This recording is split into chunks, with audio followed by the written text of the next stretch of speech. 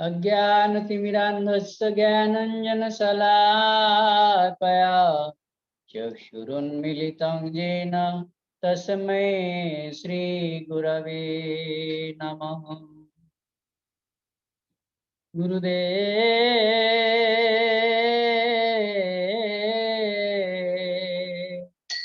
कवे तब करुणा प्रकाशे श्री गौरांग लीला नित तत् ए दृढ़ विश्वासे।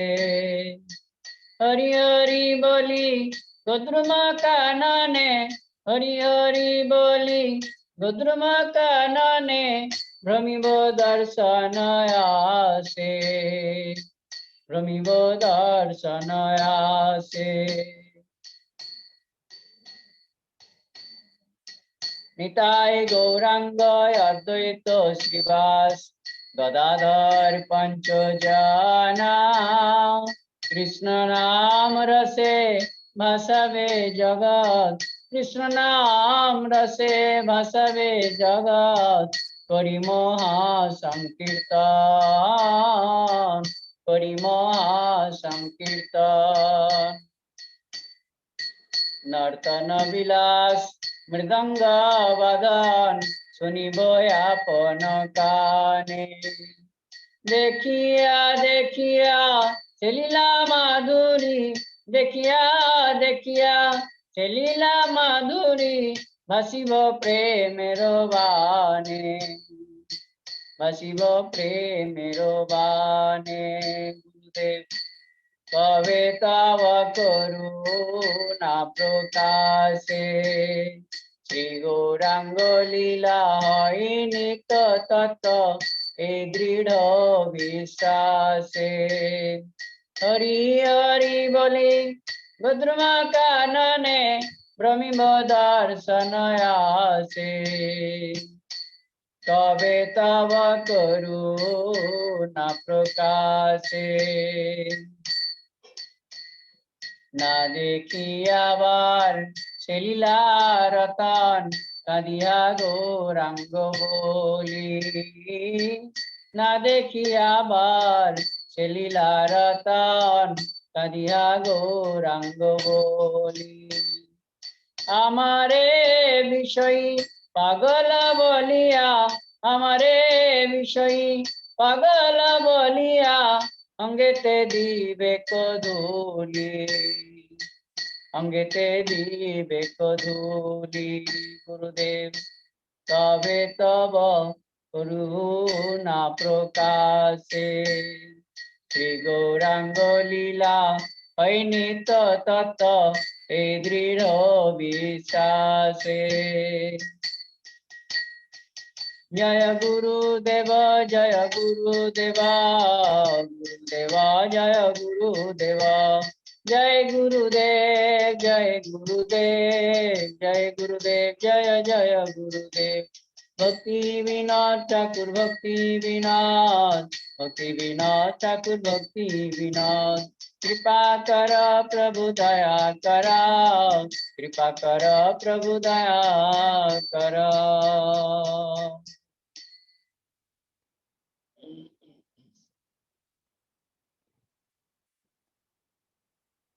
श्री कृष्ण चैतन्य प्रभु नित्यानंद, श्री अद्वैत गदाधर श्रीवासादि गौर भक्त वृंद। श्री कृष्ण चैतन्य प्रभु नित्यानंद, श्री अद्वैत गदाधर श्रीवासादि गौर भक्त वृंद। श्री कृष्ण चैतन्य प्रभु नित्यानंद, श्री अद्वैत गदाधर श्रीवासादि गौर भक्त वृंद। दयाल निताय दयाल गौर, दयाल निताय दयाल गौर।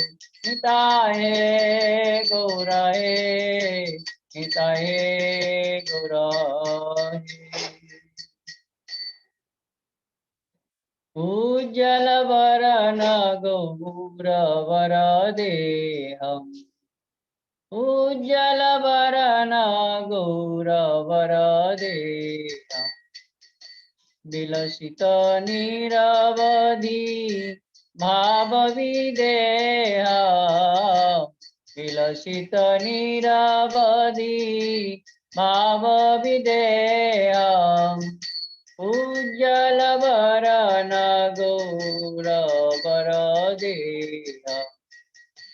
उज्जलवरण गौरवरदेहा विलसित निरवधि भावमिदेहम् उज्जलवरण गौरवरदेहम् त्रिभुवन पावन कृपयालेशं त्वं प्रणमामि च श्रीसच्चिदानन्दम् उज्जलवरण गौरवरदेहम् विलसित निरवधि भावमिदेहम् उज्जलवरण गौरवरदेहम् गद गदयन्तर भावविकार गद गद अंतर भावविकारम् दुर्जनतर्जन नाद विशालम् दुर्जनतर्जन नाद विशालम् भवभयभञ्जन कारण करुणा त्वं प्रणमामि च श्रीसच्चिदानन्दम् त्वं प्रणमामि च श्रीसच्चिदानन्दम् अरुणाम्बरधर चारुकपोलम् अरुणाम्बरधर चारुकपोलम् इन्दुविनीन्दित नखचयरुचिरम् जल्पित निज गुण नाम विनोदम् जल्पित निज गुण नाम विनोदम् त्वं प्रणमामि च श्रीसच्चिदानन्दम् उज्जलवरण गौरवरदेहम् विलसित निरवधि भावविदेहम् विलसित निरवधि भावविदेहम् उज्जलवरण गौरवरदेहम् विगलित नयन कमल जलधारा विगलित नयन कमल जलधारा भूषण नवरस भाव विकार भूषण नवरस भाव विकार गति अति मंथरा नृत्य विलासं गति अति मंथरा नृत्य विलासं त्वं प्रणमामि च श्रीसच्चिदानन्दम् त्वं प्रणमामि च श्रीसच्चिदानन्दम् चंचल चारुचरणगतिरुचिरा चंचल चारुचरणगतिरुचिरा मंजीररंजित पदयुगमधुरम् मञ्जिररञ्जिता पदयुगमधुरम् चन्द्रविनिन्दिता शीतलवदनं चन्द्रविनिन्दिता शीतलवदनं त्वं प्रणमामि च श्रीसच्चिदानयम् तं प्रणमामि च श्रीसच्चिदानयम् तं प्रणमामि च श्रीसच्चिदानयम् तं प्रणमामि च श्रीसच्चिदानयम् उज्ज्वलवरणगौरवरदेयम् विलसित निरवधि भावविदेहम्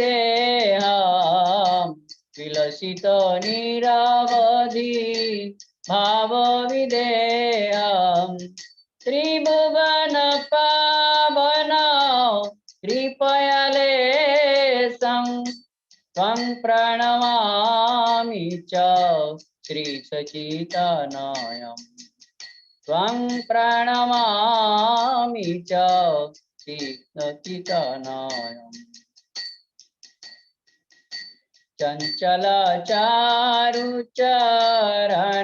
चञ्चलचारुचरणगतिरुचिरा चञ्चलचारुचरणगतिरुचिरा मञ्जिररञ्जिता पदयुगमधुरम् मञ्जिररञ्जिता पदयुगमधुरम् चन्द्रविनिन्दिता शीतलवदनं चन्द्रविनिन्दिता शीतलवदनं तं प्रणमामि च श्रीसच्चिदानयम् तं प्रणमामि च श्रीसच्चिदानयम् उज्ज्वलवरणगौरवरदेयम् विलसित निरवधि भावविधेयम् उज्ज्वलवरणगौरवरदेयम् धृतकोटिडोर कमण्डलुदाण्डम् धृतकोटिडोरक मण्डलुदाण्डम् दिव्यकलेवर मुण्डितमुण्डम् दिव्यकलेवर मुण्डितमुण्डम् दुर्जनकल्मष खण्डनदाण्डम् दुर्जनकल्मष खण्डनदाण्डम् त्वं प्रणमामि च श्रीसच्चिदानयम्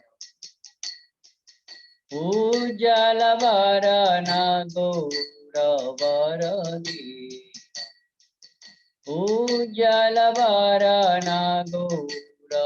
उज्ज्वलवरणगौरवरदेयम् भूषणभूरजा अलकावलिता भूषणभूरजा अलकावलितं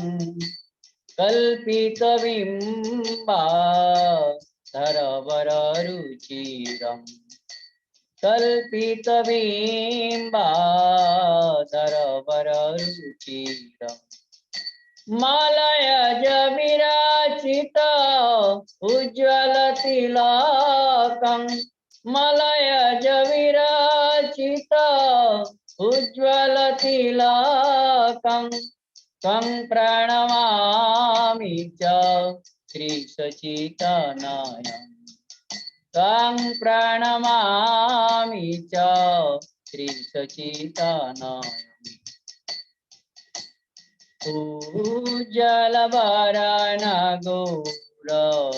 उज्ज्वलवरणगौरवरदेयम् उज्ज्वलवरणगौरवरदेयम् विलसित निरवधि भाव विदेह विलसित निरवधि भाव विदेह उज्जल वरण गौरवरदि निन्दितयरुणकमलदलनयनम् निन्दितयरुणकमलदलनयनम् आजानुलम्बित श्रीभुजयुगलम् आजानुलम्बित श्रीभुजयुगलम् कलेवर कैसर नर्तक वेशम कलेवर कैसर नर्तक वेशम त्वं प्रणमामि च श्रीसचितनयनम् उज्ज्वलवरण गौरवरदि विलसित निरवधि भाव विधेयम् त्रिभुवन पावन कृपयलेशं त्वं प्रणमामि च श्रीसचितनयनम् उज्ज्वलवरण गौरवरदेयम् विलसित निरवधि भाव विधेयम् उज्ज्वलवरण गौरवरदि हरे कृष्ण कृष्ण कृष्ण हरे हरे हरे राम राम राम हरे हरे हरे कृष्ण कृष्ण कृष्ण हरे हरे हरे राम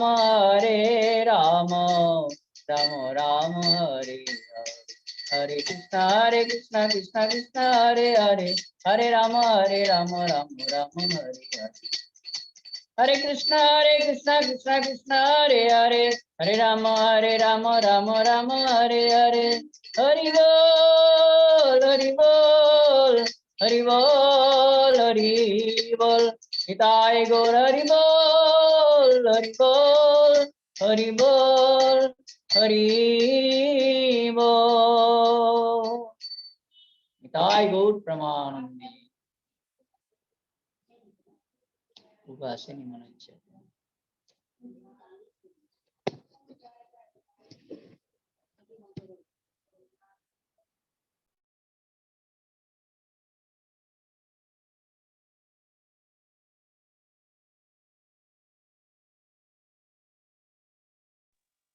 हरिदास प्रभु जी आप अनम्यूट कर सकते हैं।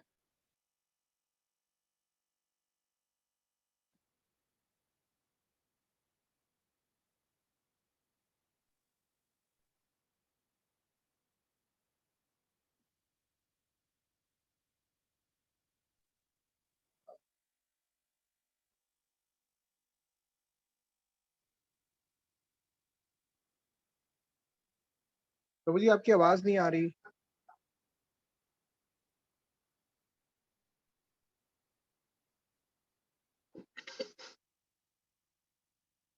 हरे कृष्णा प्रभु जी।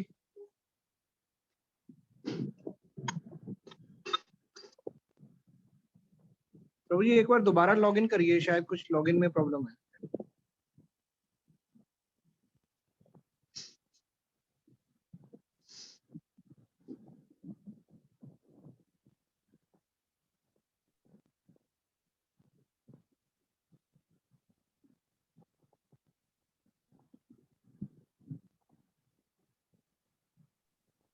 हरे कृष्ण प्रभु जी।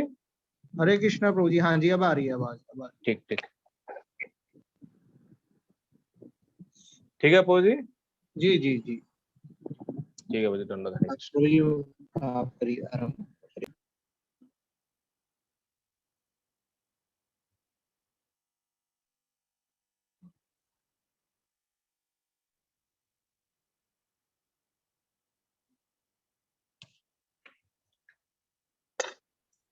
बलि गिरिराज महाराज की जय। गुरवे गौरचंद्राय राधिकायै तदालये कृष्णाय कृष्ण भक्त्याय तद्भक्ताय नमो नमः। नमो विष्णुपादाय श्रीकेशव प्रियात्मने श्री श्रीमद्भक्ति वेदांत वामन इति नामिने। नमः विष्णुपादाय आचार्य सिंहारोपेणे श्री श्रीमद्भक्ति प्रज्ञान केशव इति नामिने। नमः विष्णुपादाय कृष्ण पृष्ठाय भूतले श्रीमते भक्ति सिद्धांत सरस्वती इति नामिने। नमो गौरकिशोराय साक्षात् वैराग्यमूर्तये विप्रलम्बर शाम्भुदे पादम्भुजयते नमो। नमो भक्तिविनदाय सच्चिदानंद नामिने गौरशक्ति स्वरूपाय रूपानुगवराय ते। गौराविर्भाभूमे स्तम निर्दिष्ट सज्जन प्रिय वैष्णव सार्वभौम श्री जगन्नाथयते नमो। वांछा कल्पतरोभ्यश्च कृपा सिन्धुभ्यैव च पतितानं पावनेभ्यो वैष्णवेभ्यो नमो नमः। नमो महावदन्याय कृष्ण प्रेम प्रदायते कृष्णाय कृष्ण चैतन्य नाम्ने गौरतिषे नमो। हे कृष्ण करुणा सिंधु दीनबंधु जगतपते गोपेश गोपिका कांत राधा कांत नमोस्तुते। तप्त कांचन गौरांगे राधे वृंदावनेश्वरी वृषभानुसुते देवी प्रणमामि हरिप्रिये। महाम्भोधिस्तीरे कनकरुचिरणीलशिखरे वसन् प्रासदन्त सहज बलभद्री नवलिना सुभद्रा मध्यस्थ सकल सूर सेवावसरदु जगन्नाथ स्वामी नयन पथगामी भवतु मे।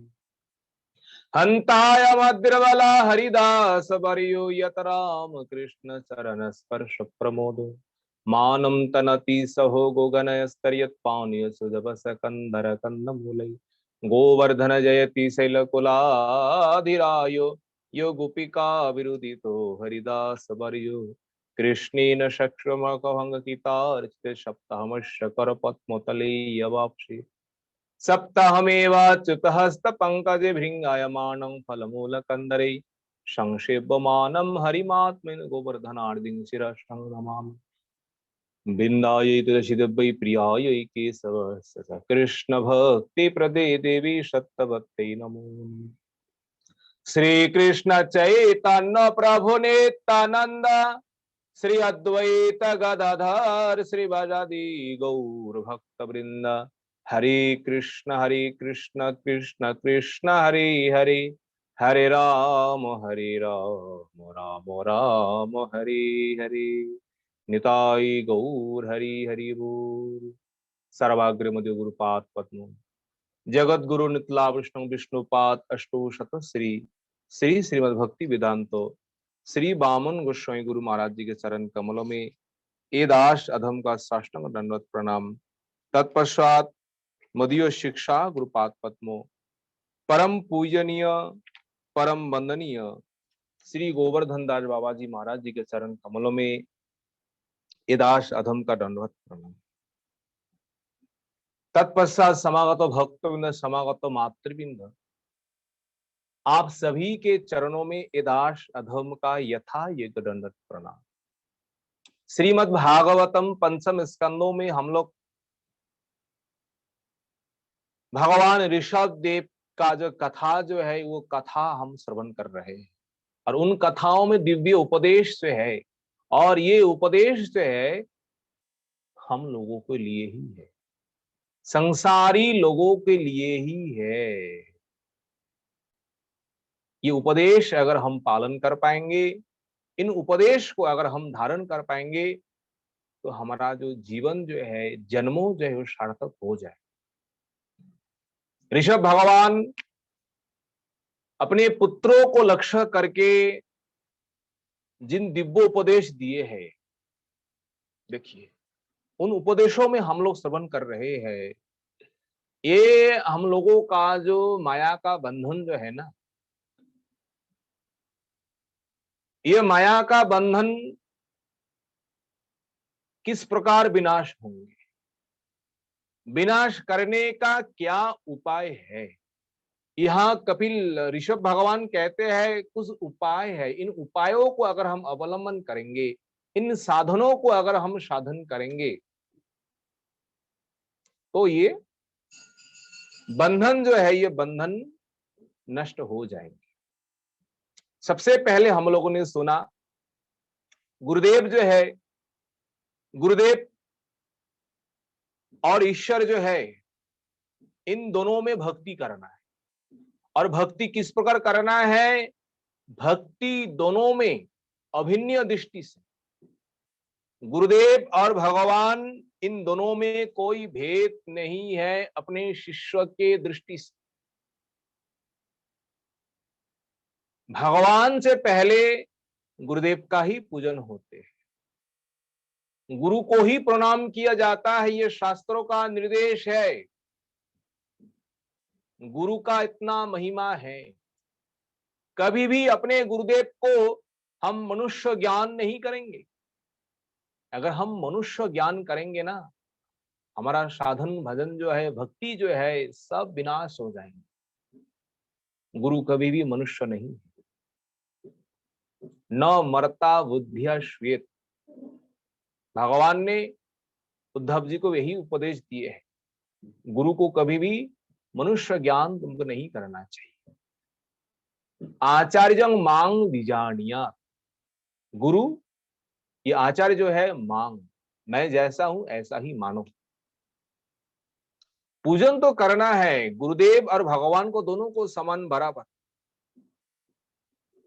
और सबसे विशेष बात जो है ना, गुरुदेव का जो उपदेश है, उन उपदेशों को पालन ये यथार्थ रूप में करना चाहिए, मंगल के लिए शिष्य के। देखिए गुरु वैष्णव भगवान का उपदेश ना सबके लिए समान नहीं होता है। यज्ञता के अनुसार गुरुदेव किसी किसी शिष्य को कुछ अलग अलग उपदेश करते हैं। वो उपदेश सबके लिए लागू नहीं होता है। पर जिनके ऊपर जिस प्रकार उपदेश है, गुरुदेव ने उपदेश दिए हैं दीक्षा के समय, शिक्षा के समय, आजीवन उन उपदेश को नहीं भूलना चाहिए। उन उपदेशों को अपने गले का हार बना करके दिन रात उसी को धारण करना चाहिए, चिंतन करना चाहिए। गुरुदेव ने मुझे ये उपदेश दिए, और उन दिव्य उपदेशों को पालन करना चाहिए। गुरुदेव का उपदेश के बिना हमारा जीवन अधूरा है, कुछ साधन भजन नहीं होंगे। गुरुदेव का उपदेश पालन ही गुरु सेवा है, गुरु आज्ञा है पालन है। तो गुरु सेवा है क्या? वास्तव में गुरु सेवा वही है, गुरुदेव ने जो हमें उपदेश दिए हुए हैं, उन उपदेशों को अगर हम पालन करेंगे यथार्थ रूप में, वो शिष्य कहीं पर भी रहे, वन में रहे, घर में रहे, कहीं पर भी रहे, तो वही गुरु सेवा कर रहे हैं, जो गुरुदेव का आदेश पालन कर रहे हैं। गुरुदेव का वचन जो है, श्रद्धा के साथ, विश्वास के साथ सब कुछ मान रहा है। उनके ऊपर विचार करने का हमारा कोई अधिकार नहीं है शिष्य का। ये कौन गुरु है? जो सदगुरु का आदेश है, सदगुरु का निर्देश है। शास्त्र में यही कहा है, और ऋषभ भगवान ने ही बार बार करके कह रहे हैं, गुरुदेव का आदेश जो है, ये हमारे लिए साक्षात गुरुदेव ही है, उनमें कोई भेद नहीं है। ऋषभ भगवान फिर कहाँ है? मुक्ति के लिए, भगवत प्राप्ति के लिए भगवत कथा श्रवण कीर्तन, विशेष करके ये उपदेश जो है ना, इसलिए हम बार बार करके आवृत्ति कर रहे हैं कि हमारे मंगल के लिए, हमारे भीतर में जाकर के बैठ जाए। जो विशेष वचन है वो आचार्यों ने बार बार करके आवृत्ति करते हैं, क्योंकि हमारे कल्याण के ये उपदेश जो है ऋषभ भगवान कर रहे हैं, ये सब हमारे कल्याण के लिए बार बार करके कह रहे हैं। किसी जीवों के साथ भेदभाव मत करिए, किसी के साथ हिंसा विद्वेष मत करिए, किसी को कष्ट मत दीजिए, क्योंकि मैं ही सर्वत्र विराजमान हूं। अगर किसी को आप कष्ट देंगे, किसी के साथ आप शत्रुता करेंगे, एक प्रकार मेरे ही साथ हो जाए। देखिए एक बात है, क्रोध जो है भक्तो देशी जन जो है, भगवत देशी उनके साथ करना है। पर ये क्रोध जो है, ये क्रोध अलग है, ये अपने के लिए नहीं है, ये भगवत सेवा के लिए है, ये भगवत संतुष्टि के लिए है, ये गुरु वैष्णव के संतुष्टि के लिए है, इसलिए इसमें कोई दोष नहीं है। देखिए परमहंस कुल चूड़ामणि सुखदेव गोस्वामी, ये तो अवधूत शिरोमणि है, ये तो परमहंस है, जिनमें कोई भेदभाव नहीं है, जिनमें कोई आसक्ति नहीं है। फिर भी सुखदेव गोस्वामी भागवत में बीच बीच में उन नास्तिकों को, उन जो भगवत विद्वेषी, उनको निंदा करते हैं। विशेष करके कंसों का प्रसंग जब आता है ना, एशो कूलो कुलांगरह एशो कूलो, ऐसे करके सुखदेव गोस्वामी कंसों को खूब करके निंदा किए। तो निंदा, ये क्या निंदा है? जो महाभागवत जो है ना, तो उनके मुख से निंदा किस प्रकार हो रहे हैं? उनको तो निंदा नहीं करना चाहिए ना किसी जीवों के साथ। तो कंसों के भीतर क्या परमात्मा नहीं है? बोले कंसों के भीतर में भी परमात्मा है। तो इसमें क्या विचार है? गोस्वामियों ने विचार किए हैं।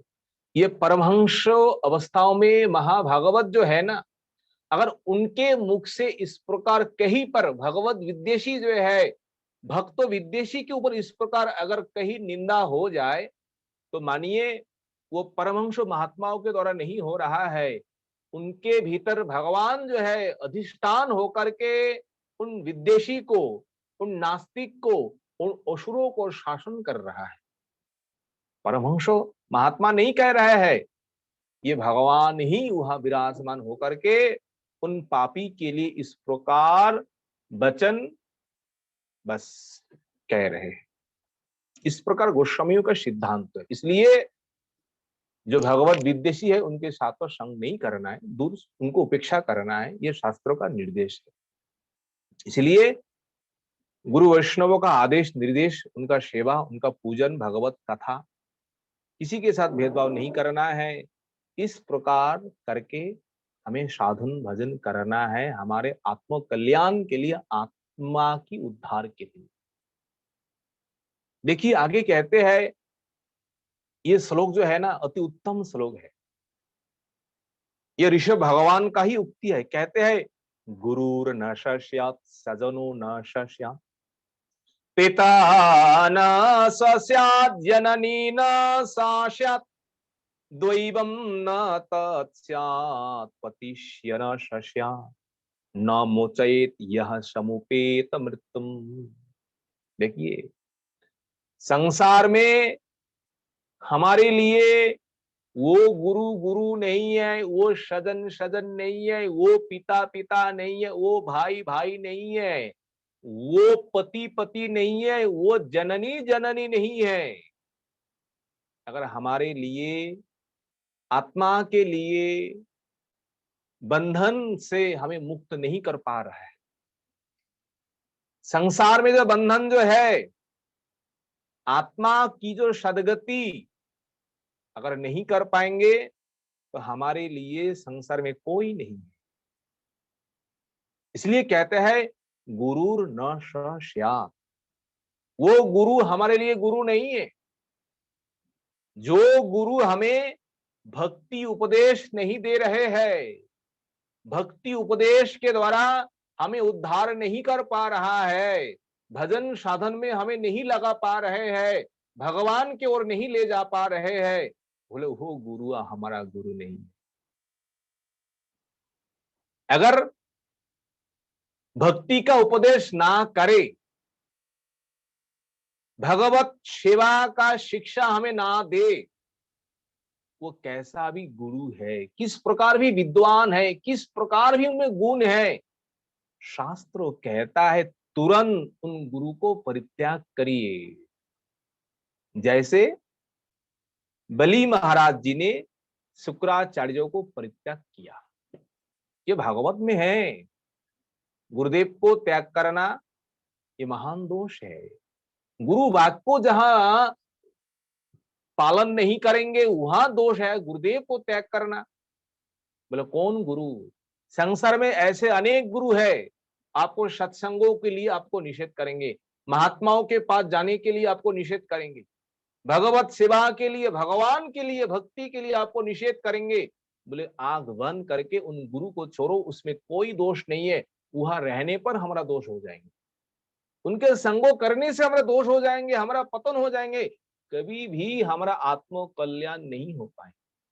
इसलिए यहाँ ऋषभ भगवान स्पष्ट करके कहा है गुरु न स्यात्, वो गुरु हमारे लिए गुरु नहीं है। कौन गुरु? समुपेत मृत्युम न मोचयेत, मृत्यु से, संसार से हमें उद्धार नहीं कर पा रहे हैं। गुरुदेव को त्याग किया है बलि महाराज। सजनो न स्यात्, वो हमारे लिए बांधव नहीं है, आत्मीयता नहीं है, वो हमारे लिए रिश्तेदार नहीं है। जो रिश्तेदार हमारे कल्याण के लिए, हमारे मुक्ति के लिए कोई उपाय नहीं कर रहा है और ज्यादा से ज्यादा संसार के बंधन के लिए, संसार में फंसने के लिए उपाय कर रहे हैं, तो भागवत कहते हैं, शास्त्र कहते हैं, ऐसे आत्मियों को, ऐसे सजनों को, बंधु बांधवों को परित्याग करिए, उसमें भी कोई दोष नहीं है। अपने रिश्तेदार को, अपने भाई, अपने जो कुटुंब है, उनको कौन त्याग किया है? श्रीलंका में रावण का जो भाई है विभीषण, अपने बड़े भाई को उन्होंने त्याग किया है इसी के कारण, भगवान के साथ विद्वेष करने के कारण, भक्ति में बाधा डालने के कारण विभीषण ने क्या किया? अपने बड़े भाई को उन्होंने त्याग किया, तो उसमें भी कोई दोष नहीं। पिता न स्यात्, हमारे मन में ये देखो, पिता, जो पिता हमें जन्म दिए, जन्म देने के बाद हमें पालन किए, पोषण किए, तो उनके पास तो हम ऋणी तो है। तो अगर जन्म देने के बाद अगर आत्मा का उद्धार नहीं कर पा रहे, हमारे मंगल नहीं कर पा रहे हैं, तो उन पिता को आश्रय करके रहने पर हमारा क्या मंगल है? बोले ऐसे पिता को भी, बोले कैसे पिता? अगर भगवान का भजन साधन करने के लिए आपको बाधा डाल रहा है, भक्ति के लिए आपको बाधा डाल रहा है, बोले नहीं संसार में फंसे रहो, संसार का काम करो, ये जो अकर्म है, कुकर्म, उसी में फंसे रहो, अगर इस प्रकार कोई पिता अपने पुत्रों को आदेश दे, बोले वो पिता हमारे लिए पिता नहीं है, ये पिता हमारे लिए शत्रु है। बोले क्यों? बोले जन्मों जन्मों में हमें क्या करेंगे? संसार में, नरक में हमें डाल देंगे, तो वो हमारे लिए पिता पिता नहीं है।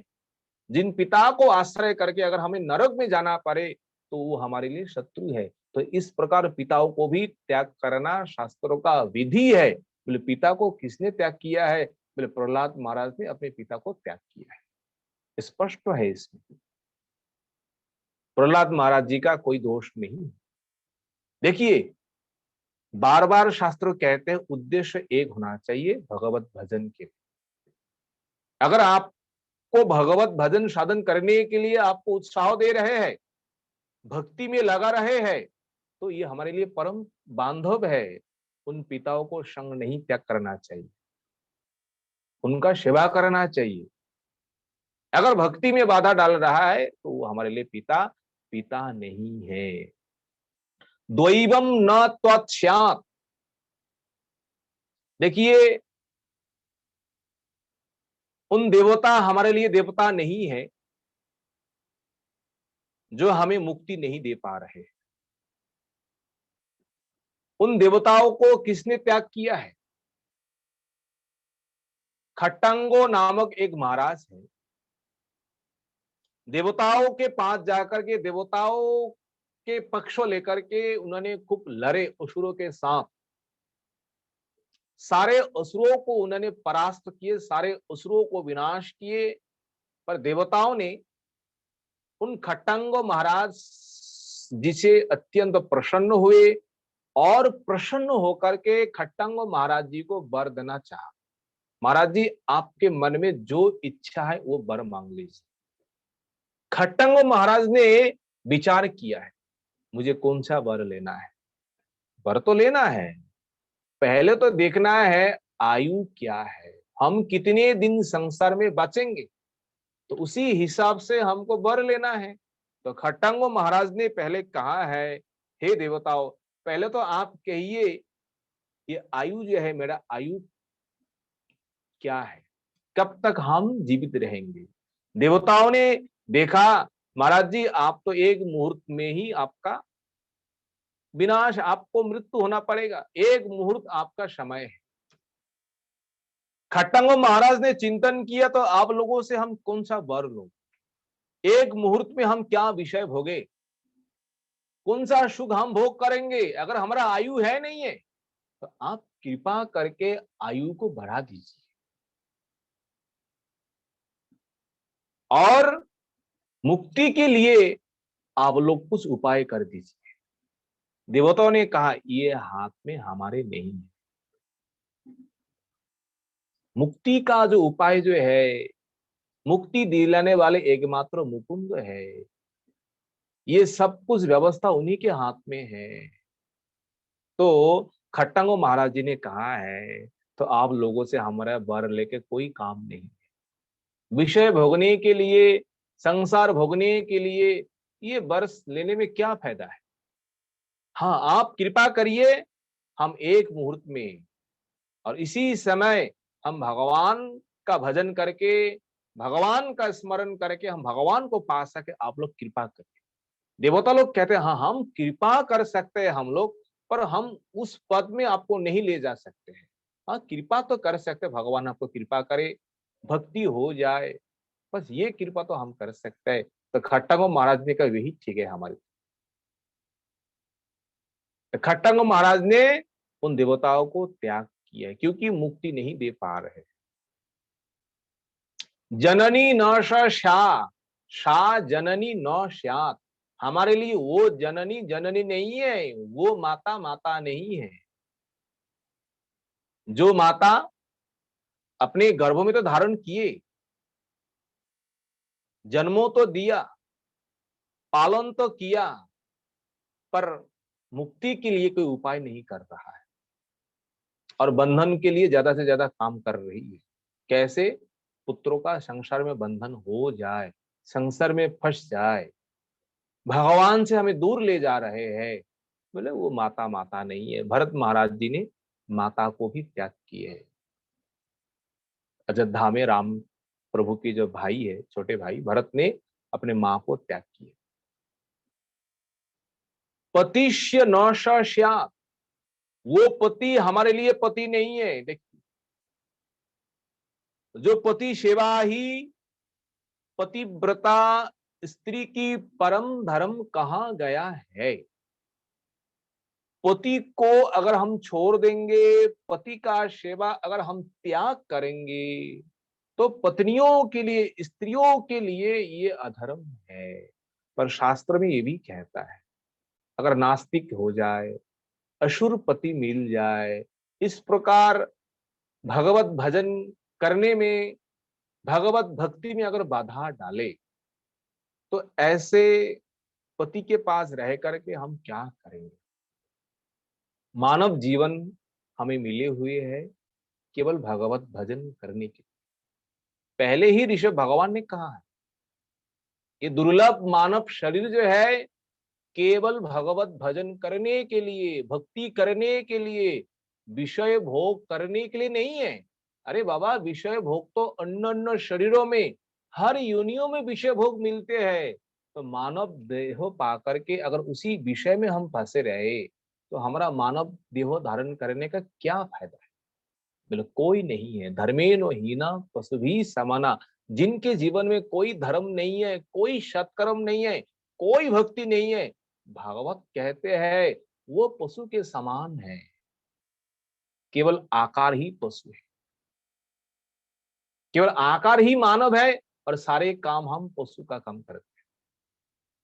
इसलिए पदकर्ता कहते हैं, मानुष आकार होइले की है, करहो भूतेर काम, नहिले बदने क्यानो ना बल हो, श्री कृष्ण गोविंद नाम। हे मन, ये केवल मानव ही आकार है, शरीर। सारे काम जैसे भूत पेत करते हैं ना, जैसे असुर लोग, जैसे राक्षस लोग, जैसे कोई पापात्मा है, दुराचारियों का काम हम करते हैं। इसलिए हमारे मुख से गोविंद का नाम, भगवान का नाम एक बार भी नहीं निकलते। इसलिए हमें इस प्रकार कर्म नहीं करना चाहिए, इन व्यक्तियों का संग नहीं करना चाहिए। भगवत भजन के लिए उन व्यक्तियों को संग छोड़ देंगे तो कोई दोष नहीं है। यह भगवत भजन के लिए, अन्यों कुछ करने के लिए नहीं है। अपने सुख के लिए हम पिता माता को छोड़ के चले जाएंगे, कहीं जाकर के हम भोग भोगेंगे, पति को छोड़ देंगे अपने सुख के लिए, अपने सुविधा के लिए, बोले उसमें तो दोष है। पर भगवत भजन के लिए आप किसी को भी त्याग कर सकते हैं अगर भगवान के भजन में आपको बाधा डाले। पर भगवान के भजन में अगर आपका सहाय करे तो ऐसे जो पिता माता पति जो भी है उनको त्याग नहीं करना चाहिए, उनका सम्मान करना चाहिए, उनको पूजन करना चाहिए। वो हमारे लिए एक प्रकार शिक्षा गुरु है, जो हमें भगवत भजन करने के लिए प्रेरणा देते हैं। जो कुछ एक शब्द कहे है वो हमारे लिए शिक्षा गुरु है। भागवत में अवधूत दत्तात्रेय जो है उनके 24 गुरु है, आगे हम लोग श्रवण करेंगे। एक गुरु ने 24 गुरुकरण किए हैं। तो भगवत शिक्षा जो हमें देते हैं वो हमारे लिए गुरु है। इसलिए कहे है, मृत संसार में जो मृत्यु और जन्म जो है ना, इन दोनों में से जो उद्धार नहीं कर पा रहे हैं, भक्ति का उपदेश नहीं दे पा रहे, भक्ति उपदेश से ही ये सारा दुख कष्ट दूर हो जाएंगे।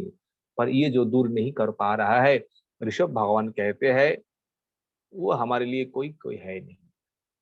इसलिए कहते हैं इसी संसार में मनुष्य जो है ना, मनुष्यों में 4 वर्णों जो है, उन 4 वर्णों में ब्राह्मण जाति श्रेष्ठ कहा गया है। पर उन ब्राह्मणों में से भी कौन श्रेष्ठ है? उन ब्राह्मण जो है, 4 वर्णों जो है, इन सबसे श्रेष्ठ है जो अनन्य भाव लेकर के, अनन्य भक्ति लेकर के भगवान का पूजन कर रहे, भगवान का भजन कर रहे, सब कुछ कामना वासना छोड़ करके भगवान के भजन में लगे हुए हैं। बोले हुए कोई भी हो, कैसा भी जाति है, कहां पर भी जन्म हुआ है, कैसा भी उनका शरीर है, संसार में वही श्रेष्ठ है, संसार में वही उत्तम कहा गया है। और उन्हीं का वश भगवान होते हैं। भगवान उनके पास जाकर के सब कुछ उनके लिए सब कुछ करते हैं, उनको दर्शन देते हैं, उनके साथ लीला विलास करते हैं। वो भक्त मुख से जो कहता है कि भगवान तुरंत वही करते हैं, क्योंकि भगवान भक्ति का वश है। इसलिए कल्याण के लिए, मंगल के लिए ऋषभ भगवान कहते हैं हमें गुरु वैष्णव भगवान तीनों को ही सेवा, तीनों को ही पूजन ये करना चाहिए। इनके बिना हमारा कोई कल्याण नहीं है, इनके आदेश के बिना। ये मृत्यु जो है, संसार में जो कुछ भी दुख है, उनके बिना कोई हमारा उपाय नहीं है। इस प्रकार ऋषभ भगवान ने अनेक प्रकार दिव्य उपदेश करते हैं, और उपदेश करते करते ऋषभ भगवान आगे जाकर के कहते हैं, देखो हे पुत्रो, तुम सब मिलकर के निष्कपट भाव से, तुम्हारे जो बड़े भाई जो है ना, कौन 100 पुत्रों में भरत महाराज ज्येष्ठ है और गुणों में भी श्रेष्ठ है। तुम सब मिल करके भरत महाराज जी का सेवा करो। उनका सेवा करना ही, उनका सम्मान करना ही मेरे लिए प्रसन्नता है। उनको सेवा करेंगे तो मेरा सेवा हो जाएंगे। तुम सब मिल करके बड़े भाई का अनुगत्य स्वीकार करें, तभी आप लोगों का कल्याण हो जाएंगे, क्योंकि ये भगवान का परम भक्त है, भगवान का परम निजजन है। उनका अनुगत्य स्वीकार करेंगे, उनका सेवा करेंगे, सबका कल्याण हो ही जाएंगे। इस प्रकार उपदेश देकर के ऋषभ भगवान क्या करते हैं, उसके आगे परीक्षित महाराज जी को सुखदेव गोस्वामी कहते हैं, हे राजन, इस प्रकार शिक्षा देकर के ऋषभ भगवान अपना ज्येष्ठ पुत्र जो है भरत महाराज जी को अपना राज गद्दी जो है, राज सिंहासन उनको समर्पण करते हैं, राज अभिषेक उनको कराते थे और सब कुछ जो दायित्व जो है भरत महाराज जी को समर्पण करके ऋषभ भगवान जो है परमहंस वेश, अवधूत वेश लेकर के बस घर से निकल जाते हैं। सबको छोड़ करके चले जाकर के क्या करते हैं, देखिए, जैसे कोई पागल है, जैसे कोई उन्मत्त है, जैसे कोई बोल नहीं पा रहे हैं, इस प्रकार भाव लेकर के सर्वत्र केवल भगवान का भजन कर रहा है। गांव गांव में जाकर के, शहर शहरों में जाकर के, वन जंगल में जाकर के, जब जैसा मर्जी है, कहीं तो गांव में जाकर के, कहीं तो शहर में जाकर के, कहीं तो जंगल में जाकर के केवल भगवान का भजन है। देखिए, इनका कोई वेशभूषा नहीं है, कब कौन सा वेश धारण करते हैं इन महात्माओं को पहचानना बहुत कठिन है। सन्यासियों को, ब्रह्मचारियों को, वानप्रस्थी जो है गृहस्थियों को देखने में मालूम पड़ता है, भाई ये सन्यासी है, ये ब्रह्मचारी है, ये गृहस्थी है। पर परमहंस इस प्रकार वेश है, इस प्रकार उनका वृत्ति है, साधारण जो लोग जो है ना, ऐसे महात्माओं को कोई पहचान नहीं पाएंगे ये कैसा महात्मा है, क्योंकि उनमें कोई लक्षण है ही नहीं है। जैसे सन्यासियों का वस्त्र है, गले में कंठी है, जैसे दंडो है, पर इन परमहंसों का ना तो कोई वेश है, ना तो गले में कोई है, ना तो तिलक है, क्योंकि विधि निषेध के ऊपर चले गए हैं। उनके लिए ना तो कोई विधि है, ना तो कोई निषेध है। 24 घंटे भगवान में सेवा में लगे हुए, कभी तो पागल जैसा, कभी तो बच्चा जैसा, कभी तो जैसा ऐसा, कभी तो उनको कौन पहचान सकता है। इस प्रकार ऋषभ भगवान सर्वत्र उन्होंने भगवान का भजन कर रहे हैं। पर संसार में भी दुर्जन व्यक्ति होता है, नास्तिक व्यक्ति होता है। ये नास्तिक जन क्या करता है, अशुर लोग क्या करता है, अशुर लोगों का यही स्वभाव है, साधु का निंदा करना, साधुओं को कष्ट देना, साधु के साथ लड़ना, ये असुरों का, नास्तिक व्यक्तियों का स्वभाव है। तो ऋषभ भगवान के पीछे भी इस प्रकार असुर लोग पड़े, नास्तिक लोग पड़े। जो नास्तिक लोग, जो असुर लोग ऋषभ भगवान का खूब करके निंदा करते हैं, ऋषभ भगवान के साथ अनेक प्रकार हास परिहास जैसे करते हैं, पर ऋषभ भगवान किसी के साथ कोई उनका प्रत्युत्तर नहीं है। ऋषभ भगवान के भीतर ऋषभ देखिए तो कोई विकार ही नहीं है, क्योंकि सबसे ऊपर चले गए, किसी के साथ कोई भेदभावना है ही नहीं है। ना तो उनमें विकार है, ना तो उसमें कोई क्रोध आए हुए है, ना तो किसी के प्रति आसक्ति है, समभाव।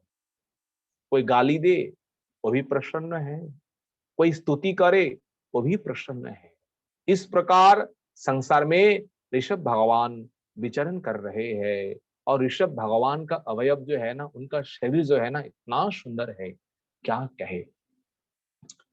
उनका शरीर अगर कोई दर्शन करे, सारे लोग दर्शन करते ही मोहित हो जाते। स्त्रियों को बात तो छोड़ ही दीजिए, कोई अगर स्त्री अगर ऋषभ भगवान का दर्शन करे, दर्शन करते ही मोहित हो जाते।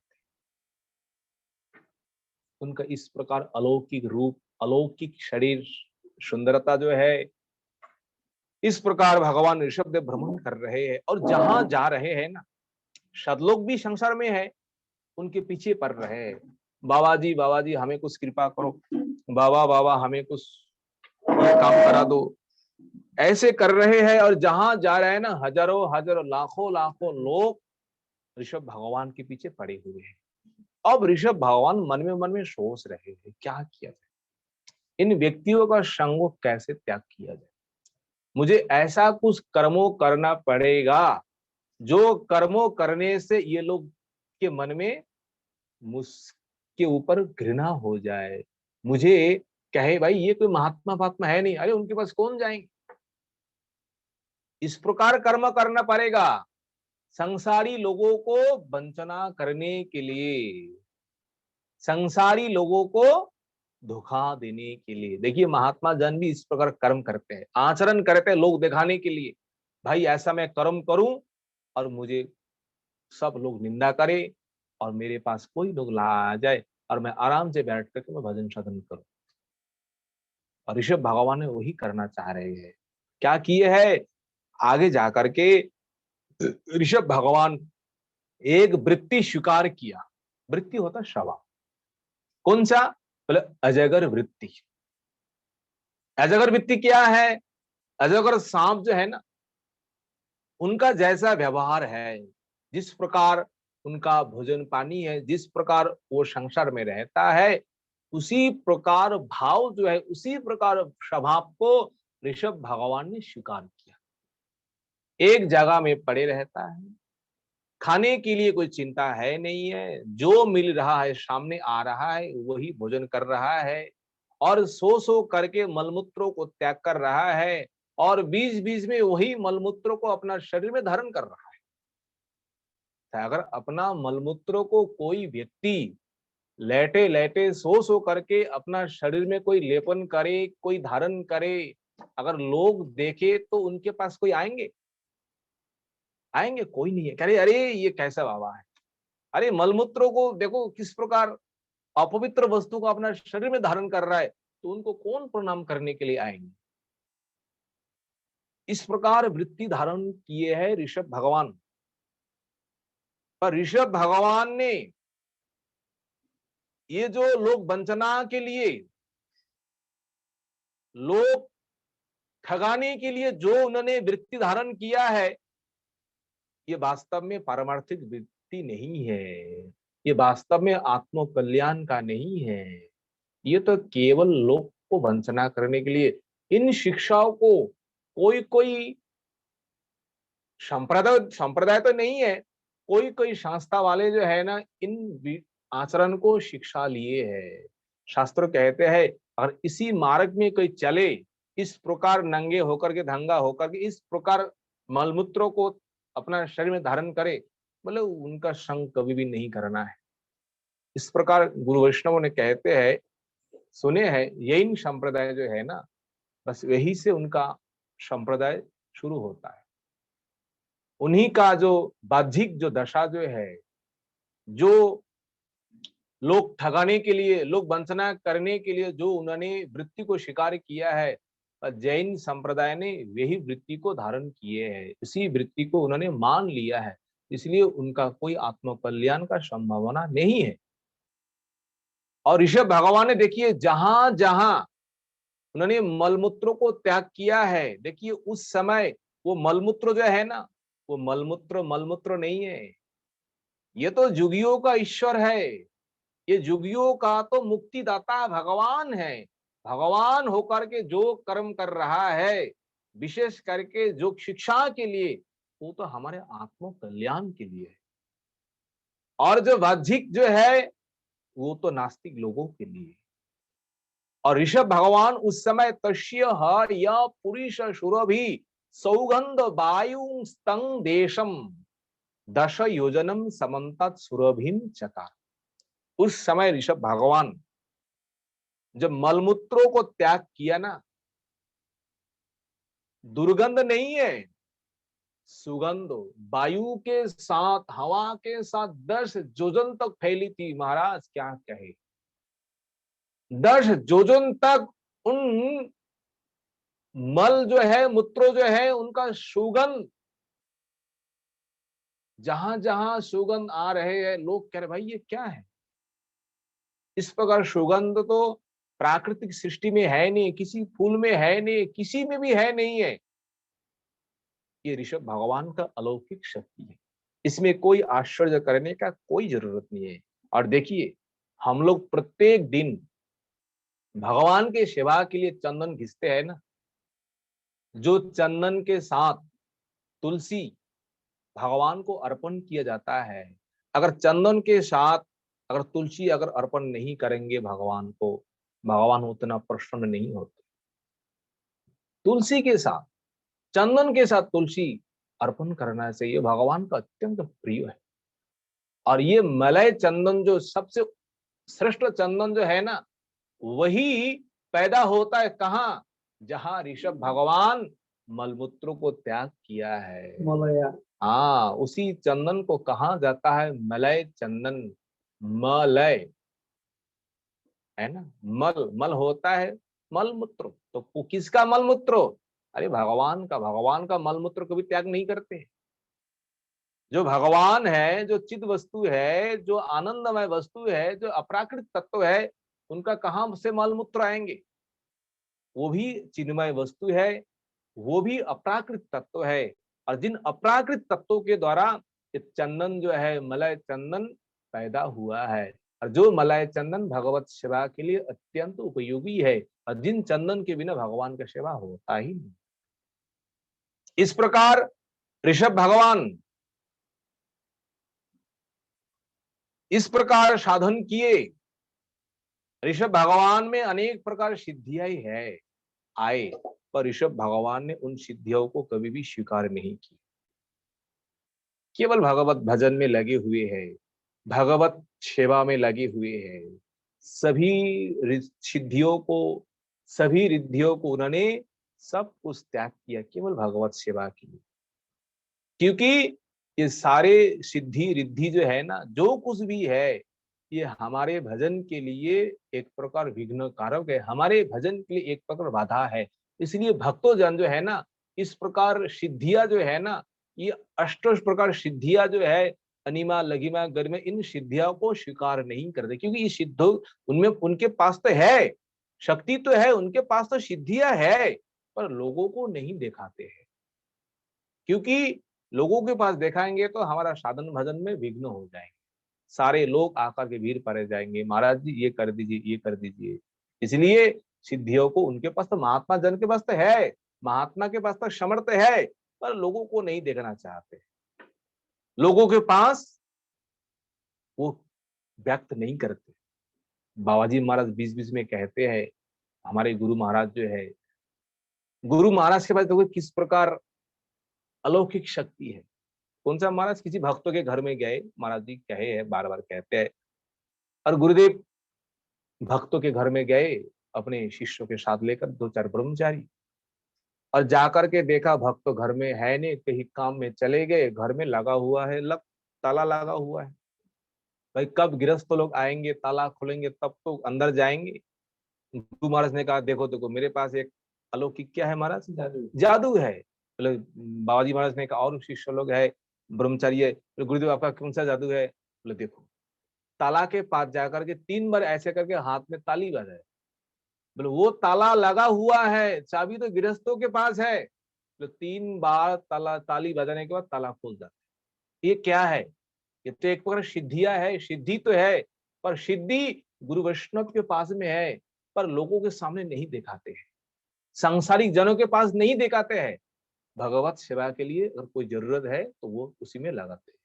इसी प्रकार ऋषभ भगवान का अलौकिक, उनका शक्ति सामर्थ्य जो है, वो भगवान है।